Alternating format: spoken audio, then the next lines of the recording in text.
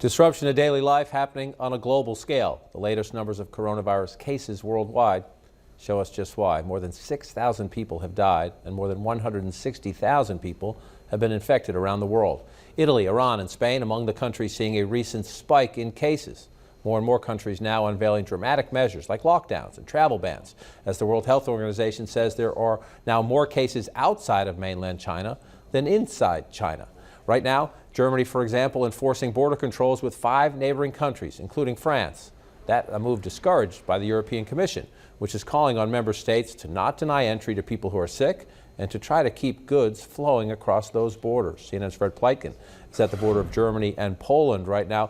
Fred, what are you seeing?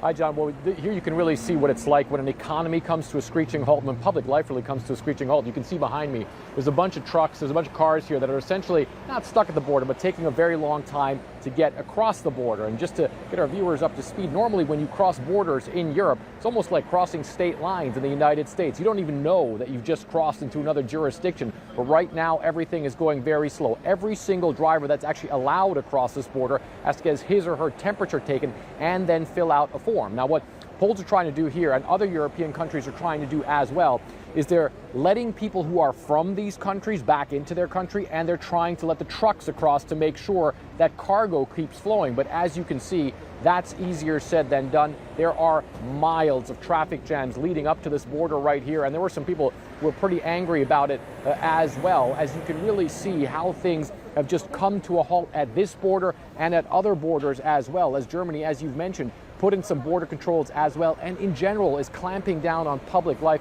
making restaurants close a lot earlier, a lot of stores also having to close as well as public spaces. As you can feel, every day the situation changing here in a lot of European countries as they are trying to restrict the movement, trying to keep people from conglomerating in public places, and as you can see, having a massive toll on this continent's economy and on public life. John.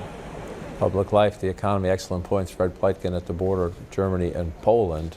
We're watching this play out around the world. And when we come home, the new normal here at home, likely testing businesses in your community with mandated closures or restrictions on businesses in at least some cities across 9 states, and that number constantly growing. It's a crisis forcing adjustments on the fly. I want to bring in Mike Graham. He's the owner of the Jukebox Junction Restaurant and Soda Shop in Canton, North Carolina, and his cook, Kathy Call. The restaurant now open for carry-out only starting today. I thank you so much, both of you, for joining us. Mike, let me just start with you. Can you survive this? When you hear government saying these restrictions could be in place for 7 weeks, 8 weeks, possibly longer, can your business survive? Well, John, I'm cautiously optimistic about this. I think we can survive. Right now, we're not charging people when they come in.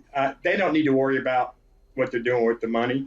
You know, at this point in time, you know, I'm looking at trying to keep people calm their fears, you know, and they don't need to worry about food. I got food, and I'll get food. As long as I can keep getting deliveries, I'll get food. I may go bankrupt, but it's more important for my family, my employees, and the people in this community that have supported me for over 17 years. You know, I love them to death, you know, and I can adapt. I've always been a person to adapt. I love the challenge. I love capitalism, but sometimes, you know, maybe it's a good time to stop for a couple of months, get everything set, make sure you got, you know, your infrastructure, key infrastructure like your electric, your water, your communications is so important right now. We need to keep those communications up, John.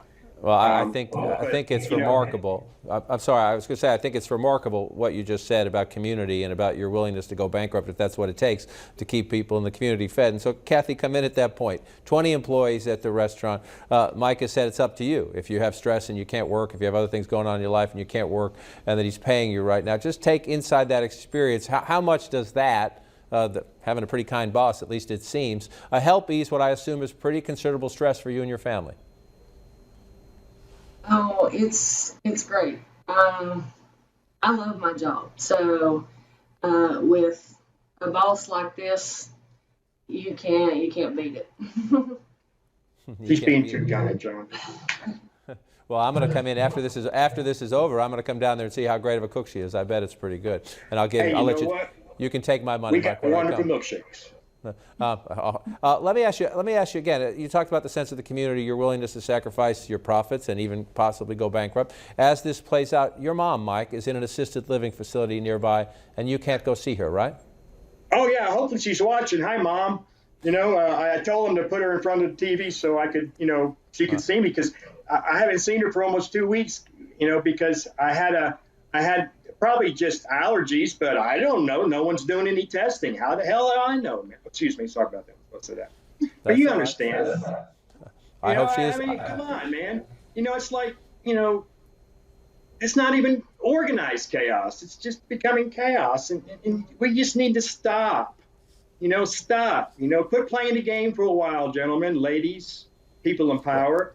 We can start that game over once everybody's safe. The most important thing is to preserve life and protect people and property. That's all. How hard is that to do, guys? I mean, stop with this. Well, we made a great deal. A deal, you're terrible in negotiation. The negotiation should have gone like this. Hey, Mr. Pharmacy people, we really need your help at this time. And if everybody comes through this really good, then we'll settle afterwards. Come on.